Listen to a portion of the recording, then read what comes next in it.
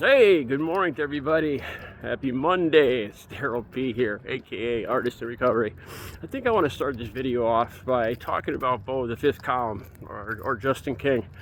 I really could understand how the word is that supposedly he got burnt out. That's why Belle of the ranch is now doing the videos, that he was kind of burnt out. And to be completely honest, I could completely understand how that could happen. If I remember right, he was making at least 2 to 4 videos a day. Even they were what, 3 to 5 minute videos. And even before I started doing this, I had no concept of how much work goes into these videos. You know, it looks like I just turn the video on and start babbling, but that's really not it at all. Especially my spoken word videos. Let me say this is what I want to say. I actually have a doctor's appointment for next Monday. A lot of the times when I wake up, first thing at 1:30, 2 a.m., I've told you guys before, I wake up, I say my prayers, having a higher power in recovery for the last 19 years. And then I start going through the news feed, news stories, to see what I'm going to talk about. And no lie, no exaggeration, every day, it's gotten to the point where I started getting stomachache, and my stomach starts hurting in the morning. Last Friday, I actually got nauseous and got sick, tossed up my whole breakfast. I don't want to gross you guys out or anything. And my stomach hurt all day. And I noticed this starts every day when I start looking through the news stories, all the Trump news stories. I mean, it's having a physical impact on me. So I have a doctor's appointment next Monday. All right, I want to talk about the Cinnabon story. That really grabbed my attention this morning. I mean, there's always a story that really just grabs my attention, and once I read it, I can't unread it. I can't get it out of my mind. Let me give you the background here. Like I said, I did a spoken word video just about on it. In Wisconsin, at a mall, a Cinnabon store, apparently a couple Somali immigrants are filming, and you can't really tell the beginning of the video. It starts and it appears the white female that's working at Cinnabon she's smiling. She looks like she's kind of enjoying it. It's kind of a vindictive, ugly smile.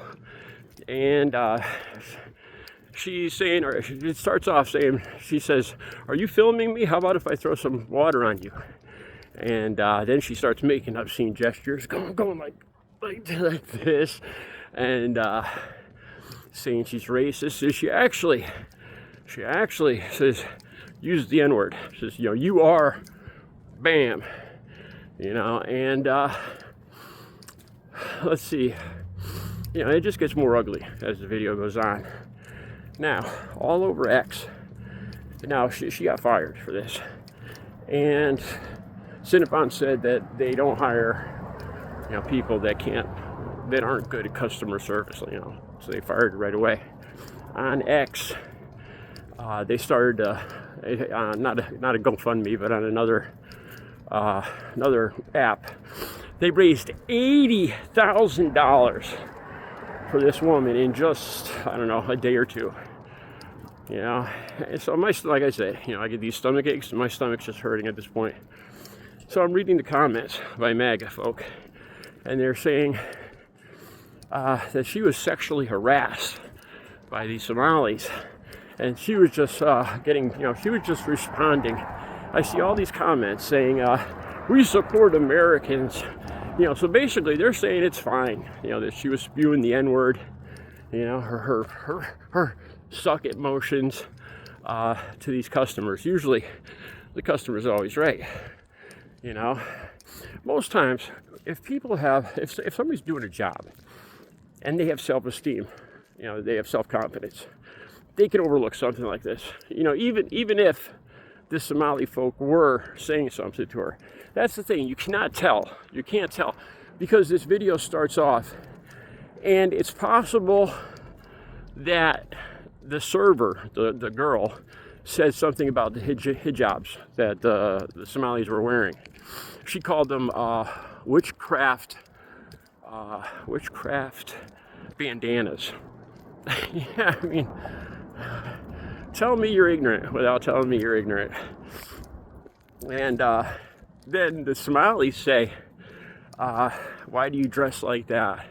Does it make you feel good to sexually expose yourself? I think they said, you know, something along those lines.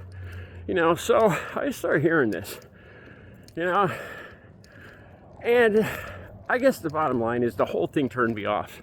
You can't tell who started it. It got ugly. The whole thing got ugly. Without a doubt, the female server was wrong. You know, you can't tell if, you know, it's possible the Somalis started off and might have said something antagonizing to the server. You know, you just don't know, because whatever was said, something was said, and then the Somalis started filming. So it could have easily, I mean, I could easily see it have been the white server saying something. You know, she's in Wisconsin, she's a Trump supporter. She sees, you know, this is the other thing too that scares the hell out of me about Trump supporters.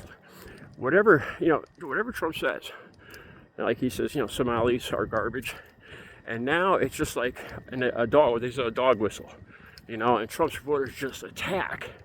Or Tim Walsh, right? What's it, governor or vice governor or whatever from Minnesota, is it?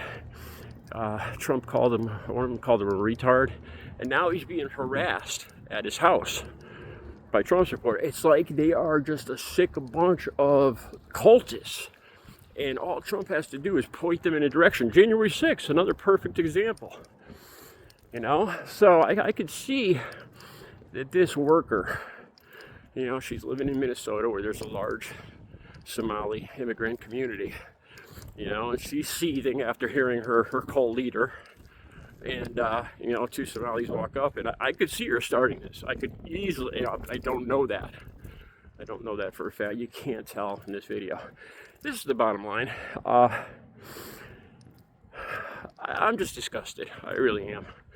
You know, I'm not, if anybody was guilty or wrong, I would say it was the server. But the Somalis immigrants didn't need to antagonize her further. It's like they took out the phone and they really were making a point of keeping it going and antagonize her further so they could get it on film. You know, and I feel bad even saying that because, you know, it wasn't me in that position, so I don't know what I would do. You know, a part of me says they didn't have to respond that way. You know, they didn't have to, you know, even if they were insulted and called the N-word, they didn't have to inflame it further. Maybe then again, you know, like I said, I don't know.